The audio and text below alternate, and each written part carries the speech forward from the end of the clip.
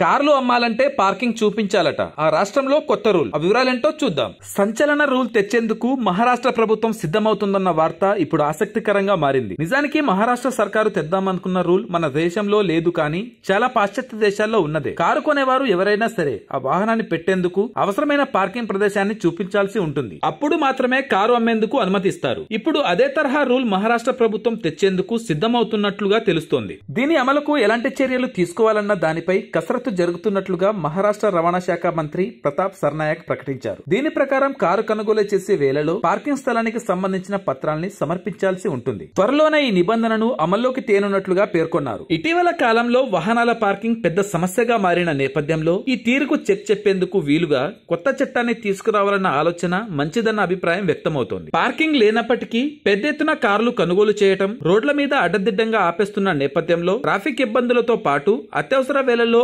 అంబులెన్సులు, fire ఇంజన్లు వేగంగా గమ్యస్థానానికి చేరుకోలేని పరిస్థితి. అపార్ట్మెంట్లలో నివసించేవారు సైతం తమకు కార్ పార్కింగ్ స్థలం లేకున్నా వాహనాల్ని కొనుగోలు చేయటం ద్వారా ముంబై మహానగరంలో తీవ్ర ఇబ్బందుల్ని ఎదుర్కొంటున్నారు. ఈ నేపథ్యంలో ఈ సమస్యకు చెక్ పెట్టేందుకు వీలుగా మహారాష్ట్ర ప్రభుత్వం ఒక ముందడుగు వేస్తున్నట్లుగా చెప్పక తప్పదు. మిగిలిన రాష్ట్రాలు సైతం ఇదే తరహాలో ముందుకు వెళ్లటం చాలా అవసరం. అయితే తాము తీసుకురావాలన్న నిబంధనపై విమర్శలు వచ్చే అవకాశం ఉందన్న మంత్రి, మధ్యతరగతి ప్రజలు కార్లు కొనుగోలు చేయొద్దని మేము చెప్పట్లేదు. దానికి అనుగుణంగా పార్కింగ్ స్థలాన్ని ఏర్పాటు చేసుకోవాలి. ట్రాఫిక్ రద్దీని కంట్రోల్ చేయడానికి ఇలాంటి చర్యలు తీసుకుంటున్నాం. ఈ నిబంధనను త్వరలో అమలు చేసేందుకు CM Devendra Fadnavis deputy CM Eknath షిండేతో కలిసి చర్చించనున్నామన్నారు. Thanks for watching.